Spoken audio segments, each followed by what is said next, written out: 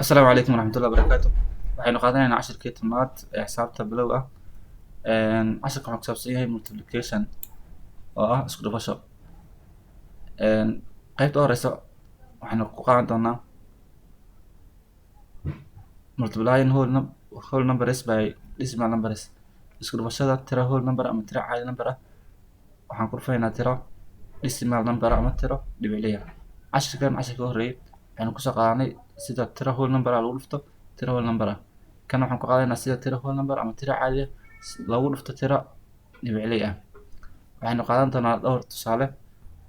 Tusaale u horeeya aan qaadan doono waxaa waaye waa shan oo lagu dhuftay 0.2 ama eber dhibic hal. Markaas u qoraynaa eberta ee waxaan ku aadinaynaa shanta kadibna dhibic labo. Kan waxaa loo yaqaanaa tiro whole number ah oo lagu dhuftay tiro decimal number ah. Tiro whole number ah ama tiro caadi ah waa shanta 0.2 ama eber dhibic labadana waa tiro decimal number ah. Marka ma samayn kartid ama ma qori kartid marka la 0.2 ku dhufo ma dhigi kartid 5 oo lagu dhuftay hal dhibic eber qaabkaas uma qori kartid. Waxaa la rabaa labada tiro whole number ka inaad isku aadiso. Haddii aad tiro whole number ah shanta iyo eberta waa tiro whole number ay ka mid tahay. Marka ebertii shanta ayaa isku aadinaysaa dhibicna labadana dhanka midig ay ku qoraysaa markay tirada whole number ka ama tirada caadiga ay sareyso ama koreyso. Marka markaan rabno inaan ka shaqeyno waa isku dhufasho waa 5 oo lagu dhuftay eber dhibic labo. Waxaa samaynaysaa dhanka midig aad bilaabaysaa waxaa samaynaysaa marka shantan iyo waxaa isku dhufanaysaa labadan 5 labo ku dhufo waa meeqa waa 10. 10ka marka waxaa qoraynaa eberta qoraynaa halka wadanaysaa. maadaama hal god yahay bas waa wada qoraynaa sababta god kale kama dambeeyo. Marka waxaan qoranay 5 labo ku dhuf meeqa waa 10.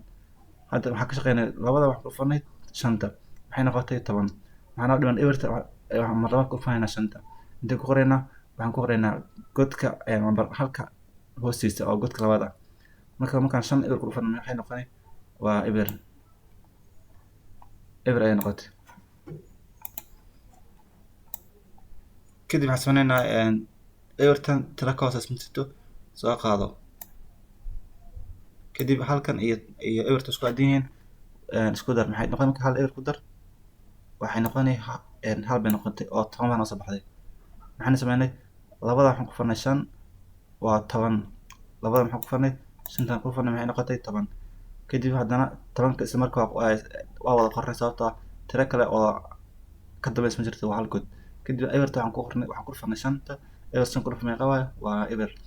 waxaan ku hoos qornay lambarka godka koobaad godka labaad ayaan ku hoos qornay kadibna 10 eberkan soo daji tiro ka hooseysa lagu dar malaha halka iyo ebertan isku darnay ama soo baxay hal. jawaabtu weli meesha kuma dhamaanin.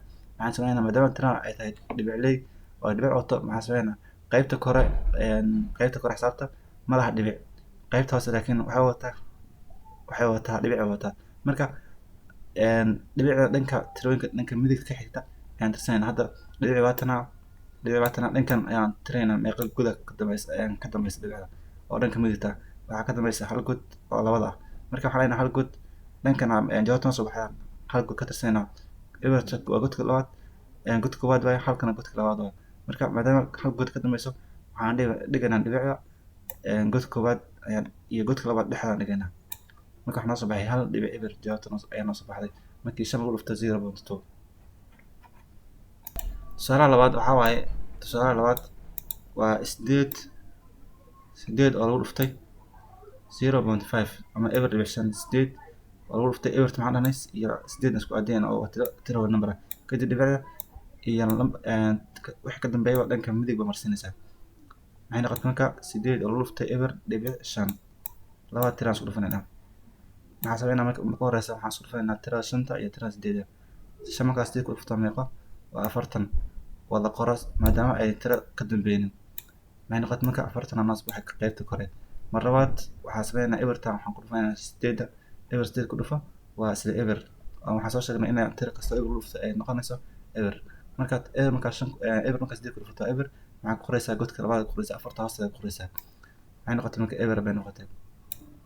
kadib hadda tiro kale ku dhufato ma ku taalo intaas ku ogtahay marka ebertan tiro ka hooseysa ma taalo soo qaado maxay noqon marka eber kadibna afarta waxaa samaynaysaa waxaa ku daraysaa eber waa isla afartii.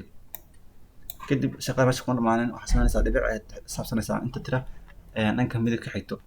hadda waxaa ka xigta hal lambar baa ka xigta oo shanta ah, marka dhanka jawaabta kusoo baxdaa hal lambar tirsanaysa, dhankan ayaad u tirsanaysa. marka waxaa noqonay afartii eberta dhexdooda inaad dhibic geliso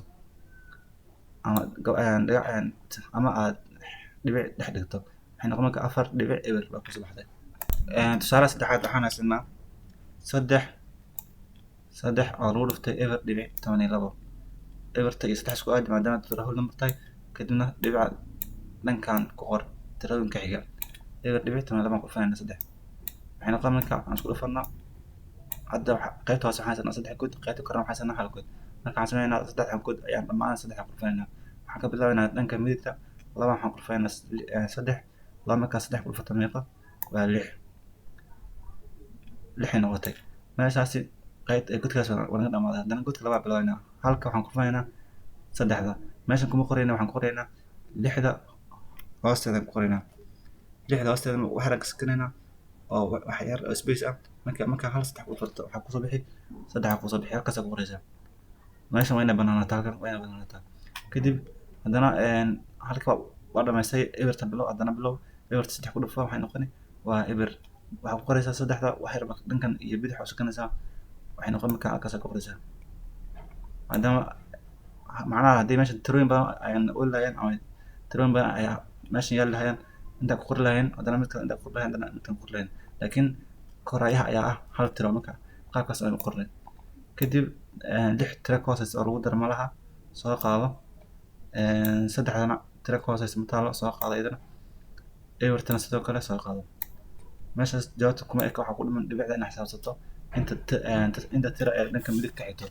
tirada hadda dhibic waxaa ka xigta dhanka midig laba god oo kow iyo laba god ka xigto. marka jawaabta kusoo baxda ayaad laba god tirsanaysaa. kow waa lixda, laba god saddexaad.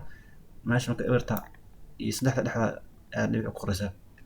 waxaa kusoo baxa marka eber dhibic lix saddex. tusaale afraad waxaa haysataa, tusaale afraad maxaa haysanaa 12 oo lagu dhuftay 0.4.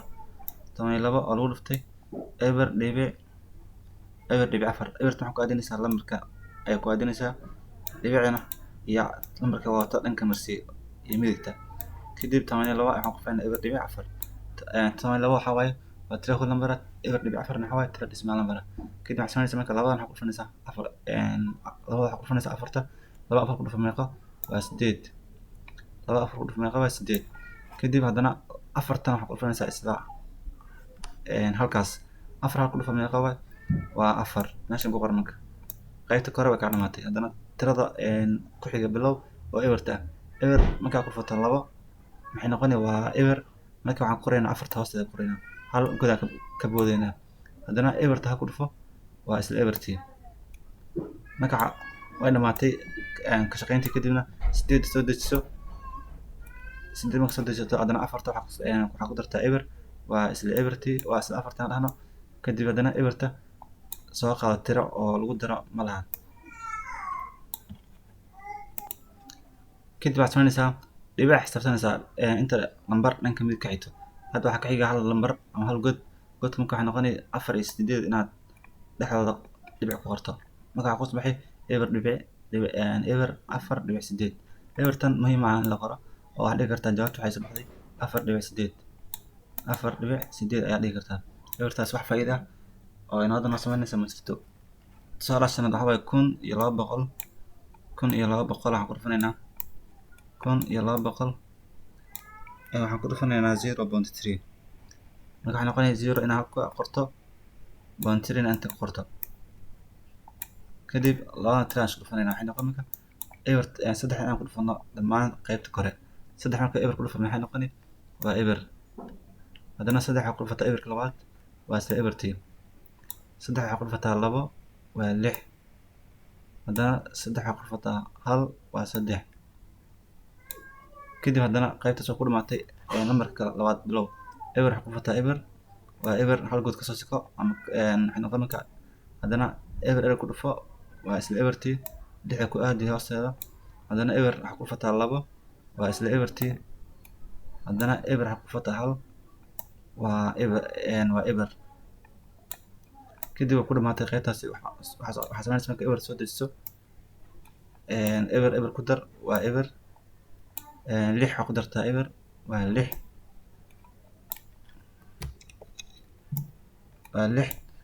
saddex waxaa ku dartaa eber waa saddex, ebertana soo qaado.